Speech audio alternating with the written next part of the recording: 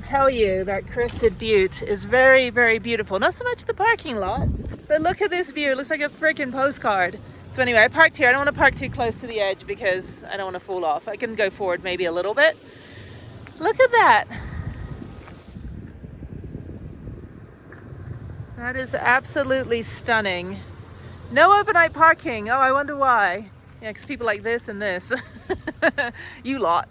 Yeah, you ruin it for everyone. Anyway, okay, this is the Snodgrass hike. I guess I'm going to go up 11,000 feet. Beautiful, gorgeous day. Should be a pretty easy hike. 5 miles. I'll go counterclockwise. No, I'll go clockwise.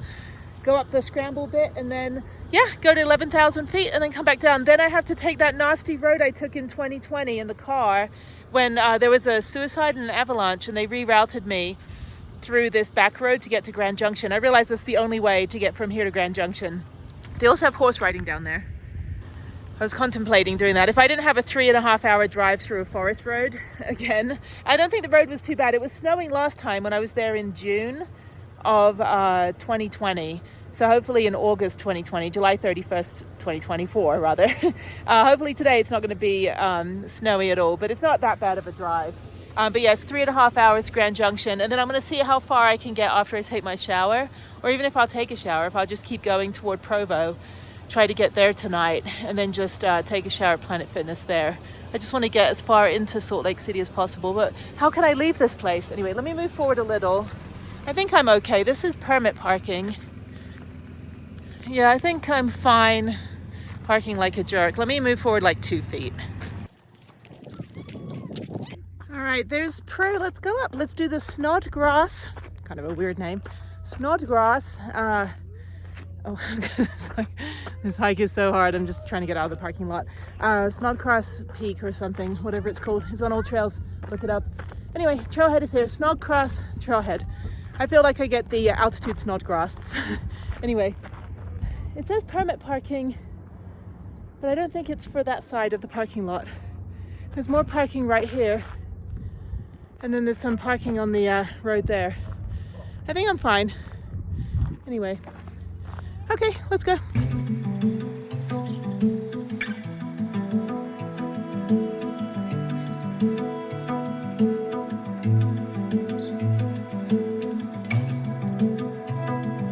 Whoever put this sign up is my spirit mammal. Please have dogs on a leash. Oh my God. I'm gonna say like no dogs are on leash. Actually, that guy's dog was on a leash. But it's also so your dog doesn't like run off and like shit in the flowers and stuff, and to protect your dog. So, okay, so horses can go that way. I wanna do a horse trek. I should have done a horse trek. Well, let's see, it's 10:14 right now. I'm gonna be driving anyway. I don't know, the horse trek maybe is an hour, but it does the same trail. So I think the horse trek goes that way. I'll come back and do a horse trek. I think the hike is fine. My shoulders are hurting a little bit from the Winter Park crash. When I crashed on the service road from like 3 weeks ago, still hurts a little bit. And I'm tired. So sitting on a horse, I think hiking's fine. It's the more strenuous of the activities. But anyway, yes, please have your dogs on a leash. Dogs spook the horses, protect the user access. Okay, so anyway, so that's that way.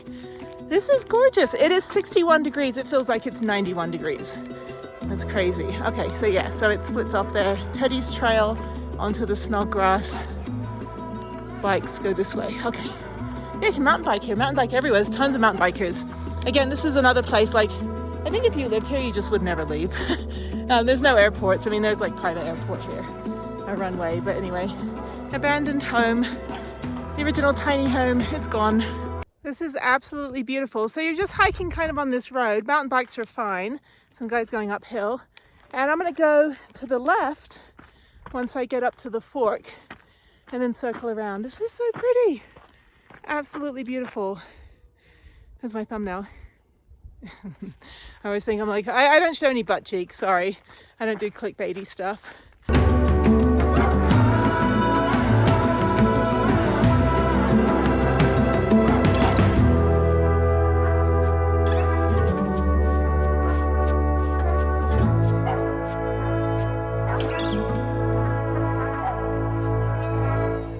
This absolutely reminds me of the Pismo Beach hike I did, no, Morro Bay.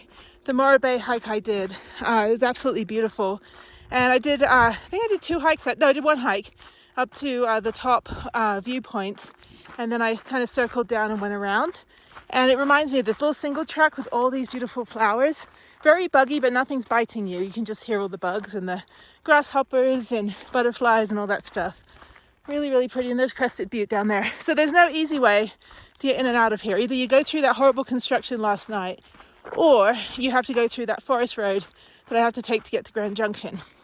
So, yeah, I was thinking, well, maybe I can go back to Montrose, and I realized I have to go back through that 18-mile horrible road that's probably destroyed the shocks on my vehicle. So anyway, so yeah, so I'm going to go through that forest road. It shouldn't be too hard. I think it's single track in some places, single lane, but there was a massive like 18-wheeler that got rerouted through there because we all did. So all the RVs ended up staying in Gunnison on the side of the highway until it was clear. And I pushed through in my SUV. The police were like, yeah, take the back road to Grand Junction.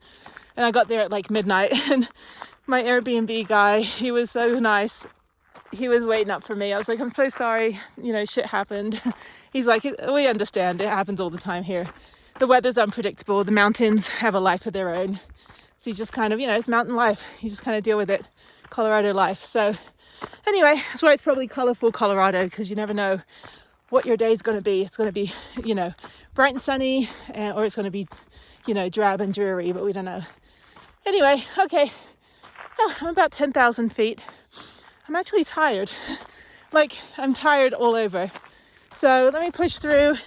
Let me see how far I've gone. I've only gone a mile, so I can either come back this way or loop around on that forest road.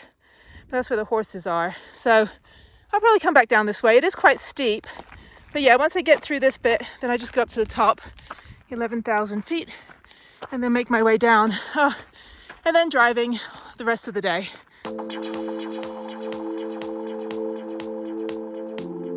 The second half of the hike is basically just the forest road, which is fine. It's a good workout. It's steep, and I'm almost at the top. So let's push on through. Almost at 11,000 feet. This is the top of the mountain. It's just a clearing. There's some little trails going around. Let me see if there's a view. I think on all trails it said the view is spectacular. I don't know if that was just coming up. So, oh, I'm so beat. I'm ready to have a rest day tomorrow. I will tell you that. All right, let's see what's over here. All right, there's a little view. But yeah, these little trails go all the way around here. I guess you can camp up here. I don't know. It's national forest. It doesn't say no camping. All right, I'm going to take the forest road all the way back for accessibility.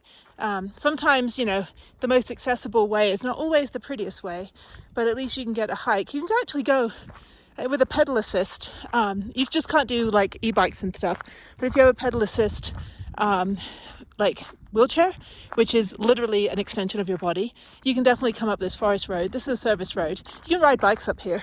But yeah, if you have an adaptive wheelchair, you should be able to make it up here. If you have some support hikers with you, might need a little bit of help to get up some of the steep bits.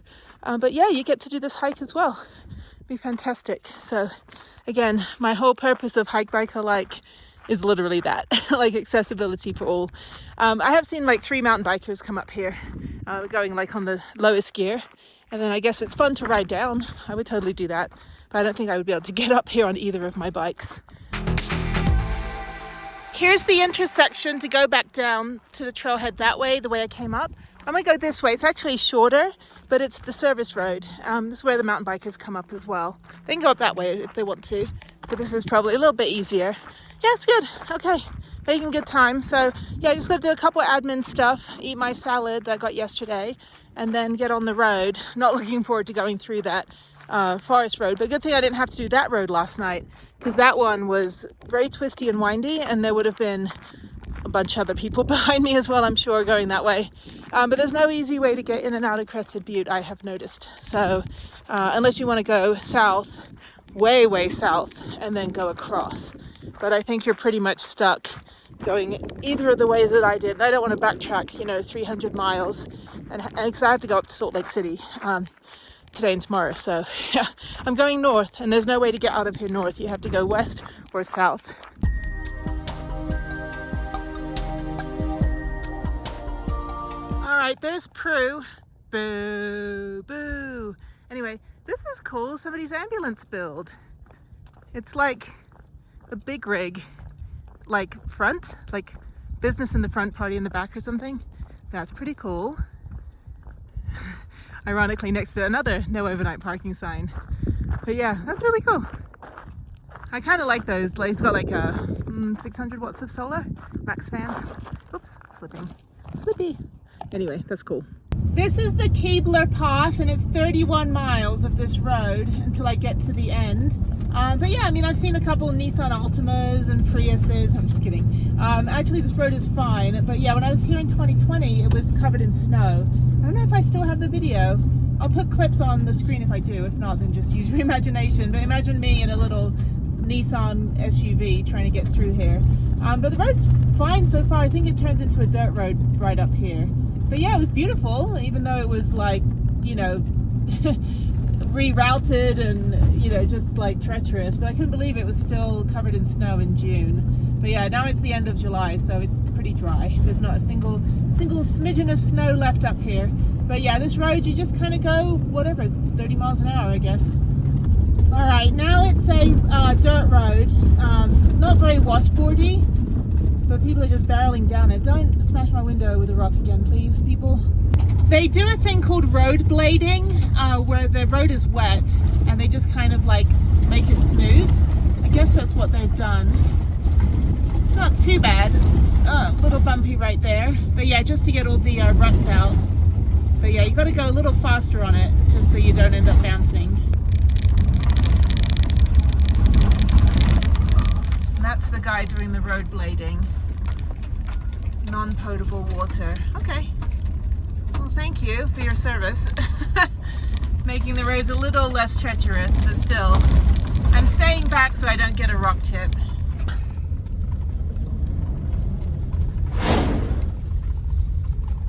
Thank you. This is like the demolition derby. We're going in and out around. The Ford minivan in front of me. He's just like, what? Okay. Come on, Prue, little off-roading badass that you are. I'm so sorry that I've just tortured you for 2 days with these roads. I don't know. It was all right. I just did one hike up in Crested Butte, but I don't think I'll go out of my way to come back up here again anytime soon. That dude needs to slow down. Slow down. Slow down, you too. Yeah, see, the rock chips come flying at me. And the thing about making a bad road good is that people end up driving faster on it and more erratically. But at least the road's nice, so yay. Much better than last time I was here. Then I'm going to Highway 133. There's also a campground over there, and a random Vanlife boondocker. That's where I first saw the vans, really. Like, I saw a bunch of different vans just kind of parked up, and I thought, oh, that would be nice for me to be able to stop on this nasty, snowy road and park up for the night and make some food. And then I started researching van life, and I was like, oh, I want to do this. Okay, sorry, very sunny. I have to figure out what I'm going to do. So I'm in Hotchkiss, which is an hour from Grand Junction, and it's 95 degrees, and I'm feeling it. I just went from like 45 in the mountains within like 2 hours to 95. So I'm tired, and I'm flying home in 2 days. I'd like to have a work day tomorrow, but I still have to drive 4 hours to Salt Lake City. But I can drive to Provo or like somewhere in the south of Salt Lake City and just like go to a library all day, and then go up to Layton, and then go out to the airport. I'm going to go to the airport parking at 11 a.m. on Friday. I don't fly out till 7 p.m. So I've essentially got 2 more full days. But yeah, so I'm thinking I might just get like, I've got the AC blasting. I might get a $60 hotel in Grand Junction. I'll see how I feel when I get there in about an hour. I just bought some ice cream. These are great. I'll eat the whole box. They're only like, I don't know, 100 calories each. So the same, I don't do calorie stuff. I've never been on a diet or anything, so I don't know how any of that stuff works. But it's the same, 4 of these are the same calories as 1 of those ice cream cones that you can get from gas station. So I just stopped at City Market and eat my ice cream. I'm tired, I'm sore, and I would like to just have some rest and really work on my videos instead of just sitting in a Starbucks. So that's what I might do in Grand Junction. I might just sit in Starbucks for a few hours and then drive on to Helper. I want to try to get halfway to Salt Lake City, but I don't know how hot it's going to be. Let me check my phone. So I'm recording on Harriet. I have Harriet's phone as well, so let me see. She's 11 and got like 3 cell phones. Okay, so I've got, let's do Helper. Because I went through here like 2 weeks ago, so I know the area. Helper, Utah. Right now it's 88 degrees and it's going to get down into the 60s overnight. So there is an abandoned way station. That would be a place I could park, and lots of pullouts and stuff. But I want to get as far into Salt Lake City, but I don't mind driving 4 hours tomorrow and getting into Salt Lake City at noon if I get a good night's sleep tonight. So I'll get into Grand Junction at 4. So let me see how I feel, and maybe I'll just book a hotel, and that way I just like sleep, because I need to sleep, and I can't sleep right now because it's 95 degrees. So anyway, yeah, back to civilization. It's fine doing van life and getting a hotel once in a while. I think in the 3.5 years, almost 4 years I've done van life, I've probably only had like less than 10 hotels, and 3 or 4 of those were really unique Airbnbs, and 1 historical hotel. So okay, well, let me get on the road now. I got my ice cream. Look how little these things are. I feel like I'm 2 years old. This is cookie dough, but it tastes like almond, and it was on sale, buy one get one free, so I actually got 2 boxes. I don't know if I'll put the other one in the fridge. I don't mind if it melts. I'll make a smoothie out of it. But anyway, okay, cool. All right, well, let me get on the road. My van is not too damaged from that Keebler Pass, but I'm tired, but I'm gonna get on 1 more hour, see how I feel, and maybe just park in the shade now that everything is charged up, and just evaluate whether I need to rest for a whole night, or if I can push through at least halfway to, I mean, I sleep very well in the van. It's just that it is very, very hot right now, and I can't really idle the van in this kind of weather. I also need to get my tires deflated a little, because now I'm in lower altitude and hotter weather. It's basically back to being like overinflated. I think they're at, I have to drive a little bit, but yeah, they're a little bit over what they should be. Anyway, okay, let me get going.